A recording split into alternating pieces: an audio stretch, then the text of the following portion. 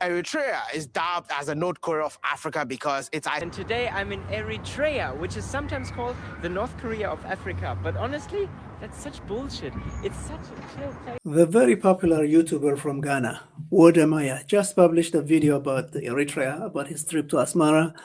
And it's a great video. I really enjoyed it. And I love all the work that he does to promote Africa and Africans. A great guy. And I hope one day to be able to meet him. But I'm here to talk about the title of the video that he chose in this case. Title of the video is "I visited the North Korea of Africa," and we heard that before. It's nothing new. A lot of other YouTubers as well use that. Not only on YouTube, we see that on social media and reporters, journalists, politicians, people who talk about Eritrea sometimes use that. So I'm here to challenge all of us to say, okay, we heard that before, and at the end of the day, people are kind of, they're used to it. When they say Africa's North Korea, we know what they are trying to say, and they know, and the audience knows, and the people who use it know that it's not accurate. But kind of everyone ignores it to say, okay, we know what they're trying to say or what they're trying to do. But for today, I just want us to take a moment and to say, okay, you're welcome to keep using it, but is it actually accurate? Is it a good comparison? Because at the end of the day, and I think when people use this kind of descriptions, and it's not Wode Maya only in this case, and a lot of other, especially on YouTube, people use that. I've seen a few popular and less popular videos, and everybody trying to copy from the other. All of them more or less saying, "Okay, this is Africa's North Korea," and I was able to make it in and make it out, and make the dramatic clickbait. We've seen that before. But for today, I want us to actually, go a little deeper and say, okay, if the notion is that it's not a good comparison, why not? What are the differences between the two? And we're not going to go too deep into this, but I just want to mention a few things so that going forward, at least people try something different. Welcome to the program, and let's get to it.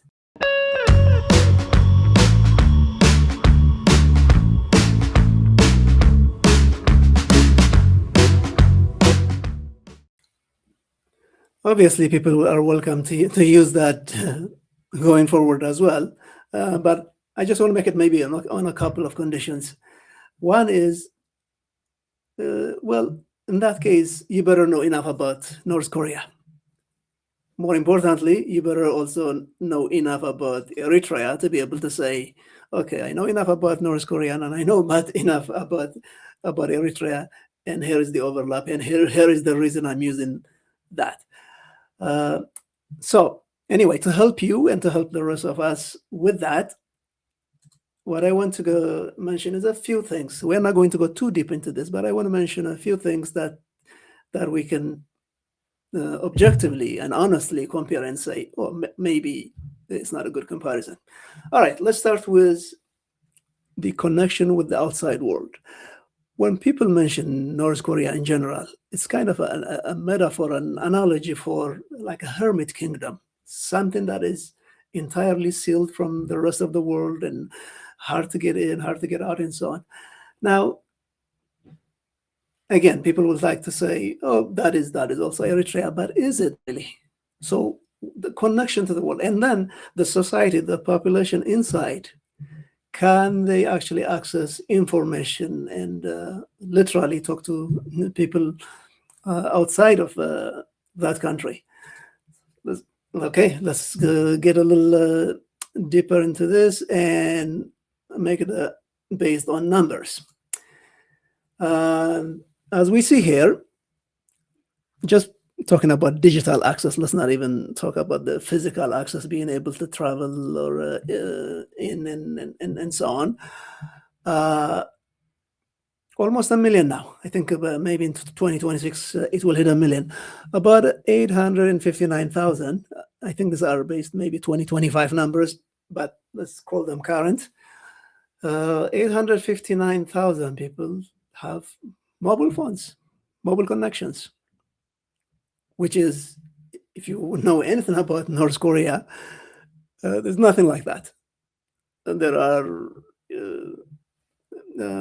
devices that are only made for that country and very controlled. And anybody who wants to know about the mobile phone or connection system in North Korea, they're welcome to figure that out. But the bottom line is, this many people, in roughly about 24% of the population has that. And Eritrea is a country of maybe 5 million people. So close to 1 million of them having, and that includes, of course, underage kids and children and others, and the elderly and so on. So that's got to tell you something. And you can't call a country that has almost 1 million mobile phones a small country, at least a fifth of the country using mobile phones, just because it does not have data access or internet access on those mobile phones. That means they can speak to each other. Outside people can call them. SMS works in between. And going forward, I'm sure it will improve. And one day, just like that, they can have internet access as well. So there's that part. Then another 700,000 people, according to these numbers, and I'm just quoting some data source here, close to 20%, also have access to the internet. It may be slow, it may be DSL, it may be so slow doesn't mean no internet. It may be accessing it through work or hotels or internet cafes and what have you. But you can't ignore these numbers and say, and then slowly but surely, the number of social media users is also growing quite a lot, because it only started in the last couple of years. About more than 20,000 according to these numbers. Some say 40,000, but we have a lot of YouTubers that live in the country, people who broadcast live and things like that. So this will only improve. But if what people are trying to say, once again, is it's based on the connection or lack thereof to the outside world, that is totally not true. Then this picture is taken from one of the maybe poorest sections in Asmara. But as you can see, what all those roofs have in common is satellite dishes. Almost every household can access news from the outside world.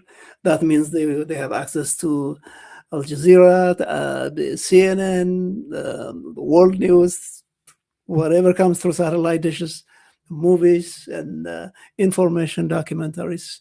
So something like that is unthinkable, probably punishable by death in North Korea. So when you say that about Eritrea, or about North Korea, or about Eritrea, or when you say Eritrea is simply the North Korea of Africa, it totally is not true, because what you are trying to say is actually based on this kind of information. Let's move forward.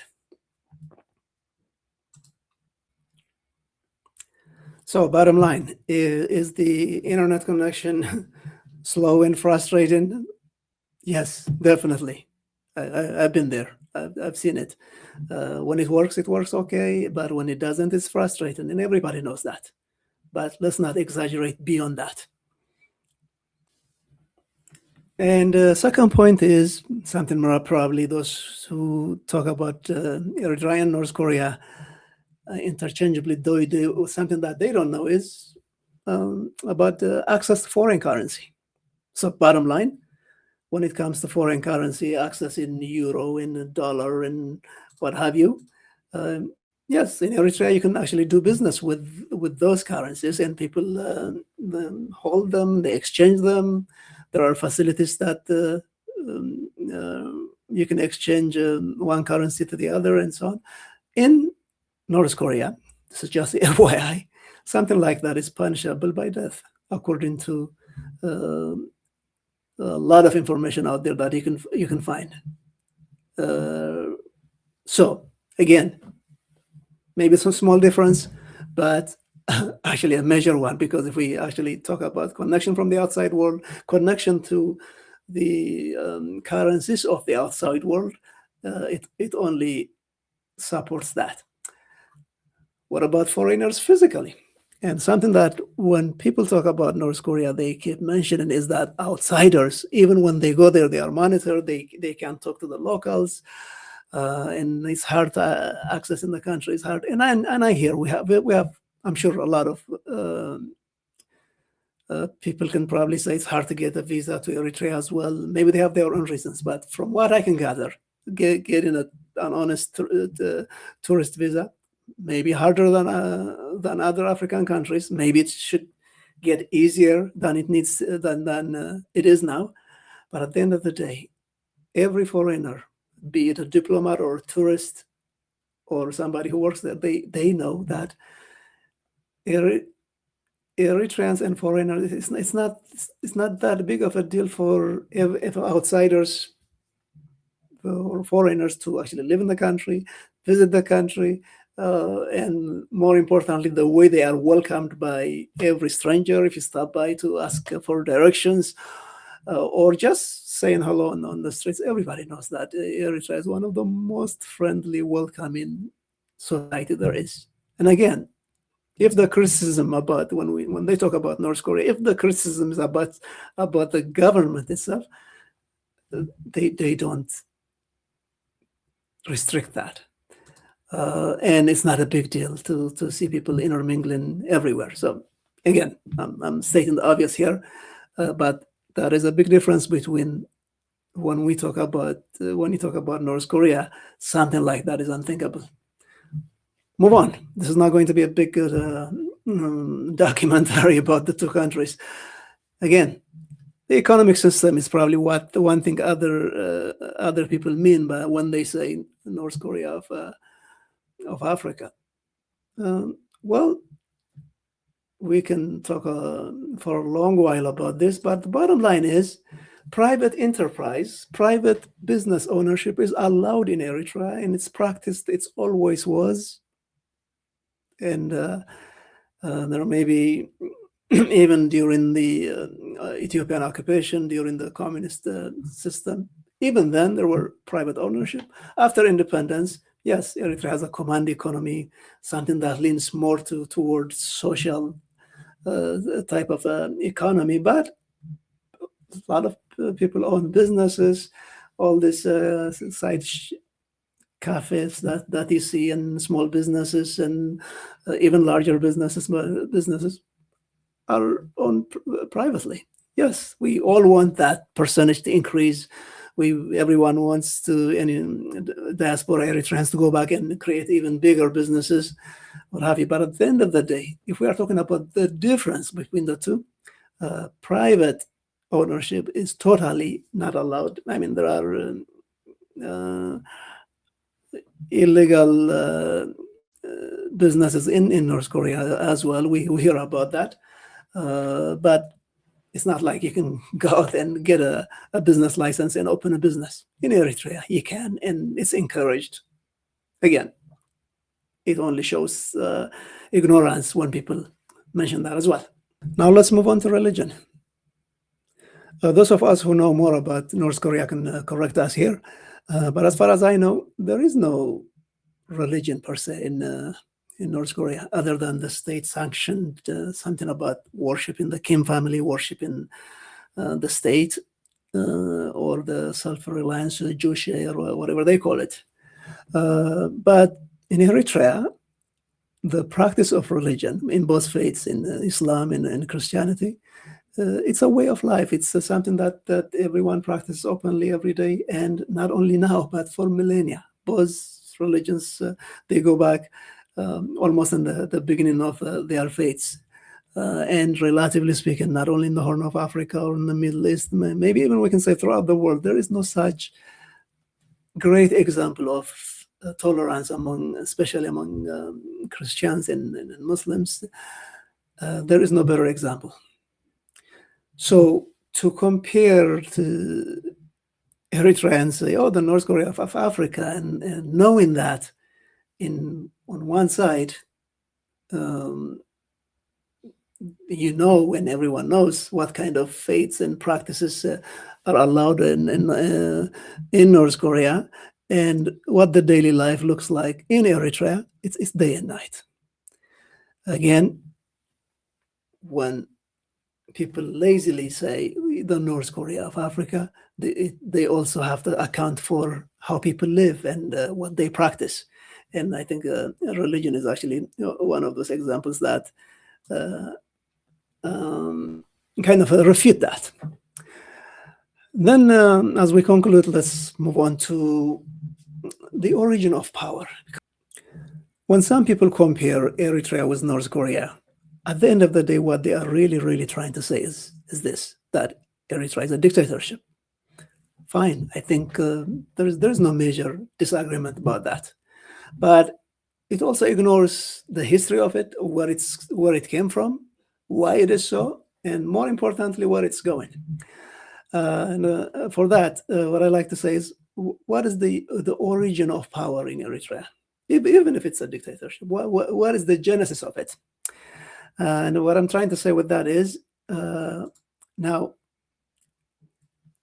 the ruling party in Eritrea, the APLF or the PFDJ, and its leader was a rebel fighter, freedom fighter who won independence. The legitimacy of the current government is a revolutionary legitimacy, which means at the end of the day, it's actually the people who supported the movement and paid the price, and it's the people's children who actually fought and brought about independence. And at the end of the day, it's a complicated history, and in fact, unfortunate history. But the bottom line is, even if we are talking about President Isaias, the genesis of his power, the base of his power is the revolution, or the movement for independence. And his generation of leaders are what we call the freedom fighters. Now, since we are comparing, if we're talking about North Korea, and this is the third generation now, it's a dynasty. Now, on the other hand, in North Korea, it's a dynasty. Power gets transferred. The origin of power is to have that royal blood, the dynasty from which got transferred from grandfather to father, now to son. And I know some people will say, okay, Eritrea is also on its way on the same dynasty, and all sorts of talk. But that's far from reality. That's far from what actually is. Bottom line, big difference between the two. So as we conclude, and I'm going to come back to our dear friend, Wode Maya. I'm glad he actually was able to visit Eritrea and enjoy himself. And he has shown us a lot of great sides of the Eritrean people, the smiles, the attitude, even the fact that people are very proud to be themselves, to even be different, to be independent, and not to focus on what is lacking, but what they have, the beauty of the landscape, and more importantly, the great spirit of the people. Thank you for showing us that. Thank you for showing to millions of your viewers that side of Eritrea, which, as a world traveler, as someone who traveled all over the world, knows that what you just saw is not North Korea. In fact, in this particular clip, I encourage everyone to watch this particular clip. They are literally saying, of course it's not North Korea of Africa. It's different. It is beautiful. It's, anyway, maybe if the goal is to to get us to watch the video, to click on it, to watch it, so that we can really discover Eritrea. Maybe it's worth it. I don't know. But this is not about you only. It's about everyone who wants to describe Eritrea. But what I'm encouraging everyone to do is, well, find out for yourself. Make up your own mind first. More importantly, every time you use terms like North Korea of Africa, it kind of tells your audience that maybe you didn't think about it through enough. You didn't think about it deep enough. Maybe you don't know enough about North Korea enough. Maybe you don't know enough about Eritrea, and you don't. Obviously, you don't want to be that. You don't want to say that. Okay, as we conclude, let's finish with this one. I think this guy says it best. Country on the planet, and today I'm in Eritrea, which is sometimes called the North Korea of Africa. But honestly, that's such bullshit. It's such a chill place, honestly. I'm absolutely enjoying it. It's one of the most hospitable countries I've ever been to here in Africa. It's honestly amazing. Literally, I arrived at the airport, there was this lady who was... So, there you have it. But at the end of the day, if Eritrea is not the North Korea of Africa, what is it then? Or how would you describe it? Or how should we describe it? Well, at the end of the day, I think it's always, whatever you do, you'll end up being wrong. I mean, I would love for you to call it the Singapore of Africa. It's not. Or the Italy of Africa. It's not. So what is it at the end of the day? Eritrea is the Eritrea of Africa. That's it. And out of the many different diverse beauties that we have in Africa, Eritrea is also one of them, not only in terms of geography and location and people and culture, but overall, the whole package from governance to the way it is what it is what it is, and what it is an African country, a unique African country. So hopefully people stop using that term. But when they do, we can always gently refer to them to this video, maybe in the future, and see where that takes us. Thank you for joining me today.